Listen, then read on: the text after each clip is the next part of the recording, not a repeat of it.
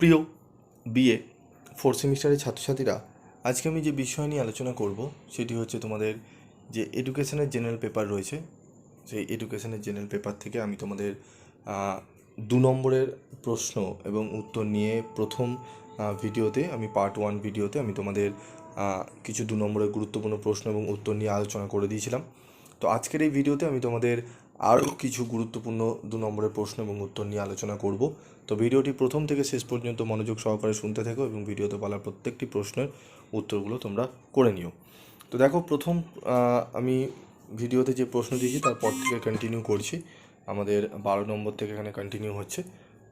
প্রথম 12 নম্বর প্রশ্ন হচ্ছে, অন্তর্ভুক্তিমূলক বিদ্যালয় গঠনে যে কোনো দুটি পরিকাঠামোগত পরিবর্তন লেখো। এক হচ্ছে ছাত্রছাত্রীদের বসার ব্যবস্থা, শ্রেণীকক্ষের ব্যবস্থা, বিশেষ নির্দিষ্ট উপকরণ। 13 নম্বর প্রশ্ন, অন্তর্ভুক্তিমূলক বা সর্বসমাবিষ্টকরণের দুটি বাধা উল্লেখ করো। পরিবারের নেতিবাচক দৃষ্টিভঙ্গি, পরিকাঠামোগত সুযোগ সুবিধার অভাব।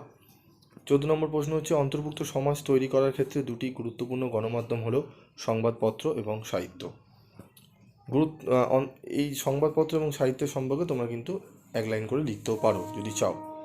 অন্তর্ভুক্তিমূলক শিক্ষার দুটি গুরুত্ব লেখো।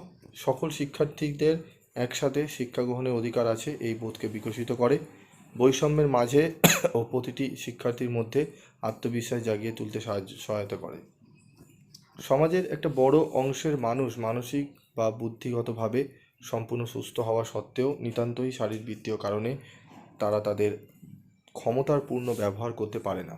জন্মগতভাবে অথবা অঙ্গহানি হওয়ার ফলে তাদের স্বাভাবিক চলাফেরার সমস্যা সৃষ্টি হয়। ইংরেজিতে এই অবস্থাকে তোমাদের লোকোমোটর হ্যান্ডিক্যাপ, ট্রিপলেট প্রভৃতি বলে অভিহিত করা হয়। এই সমস্যাযুক্ত ব্যক্তিদেরকেই অস্থি বিকলাঙ্গ বা পঙ্গু বলা হয়। অস্থি বিকলাঙ্গতার দুটি বৈশিষ্ট্য বা লক্ষণ হবে, এটি লক্ষ্য নয়, লক্ষণ হলো অস্থি বিকলাঙ্গ শিশু স্বাভাবিকভাবে হাঁটতে পারে না। অস্থি বিকলাঙ্গ শিশুর দেহের গঠনে ত্রুটি থাকে। সামাজিক বর্জনের দুটি কারণ উল্লেখ করো। দারিদ্রতা, বেকারত্ব, দুর্বল শারীরিক স্বাস্থ্য। অন্তর্ভুক্তি বিদ্যালয় গড়ে তোলার দুটি উপায় উল্লেখ করো। অন্তর্ভুক্তি বিদ্যালয় গড়ে তোলার দুটি উপায় হলো বিদ্যালয় পরিকাঠামো সংস্কার, চাহিদা নির্ভর বিশেষ পরিকাঠামো বা পাঠ্যক্রম। শান্তি শিক্ষা কী? শান্তি শিক্ষা মানুষকে শান্তির মর্ম ও অর্থ উপলব্ধি করিয়ে পরস্পরের মূল্যবোধের প্রতি শ্রদ্ধাশীল ও সহনশীল হয়ে সৌহার্দ্যপূর্ণভাবে সহাবস্থান করার শিক্ষা। গণমাধ্যম, জনগণের মধ্যে শিক্ষার প্রসার ঘটানোর জন্য যেসব মাধ্যমের প্রয়োজন হয় তাদের গণমাধ্যম বলে, যেমন প্রেস, সাহিত্য, টেলিভিশন ইত্যাদি। তো প্রথম আমি ভিডিওতে তোমাদের 11টি প্রশ্ন বলেছিলাম। আজকের এই ভিডিওতে আরও আমি তোমাদের 10টি প্রশ্ন আলোচনা করে দিলাম। টোটাল 21টি প্রশ্ন আমি উত্তর তোমাদের বলে দিলাম। দুটো ভিডিওই তোমরা ভালো করে দেখবে। একটি ভিডিও করে গেলে আরেকটি করে গেলে না, তাহলে কিন্তু অসুবিধা হবে। এই 21টি প্রশ্ন একদম টু দি পয়েন্ট অ্যান্সার তোমরা দেখতেই পেলে করে দেওয়া রয়েছে। 21টি প্রশ্ন ভালো করে যাও।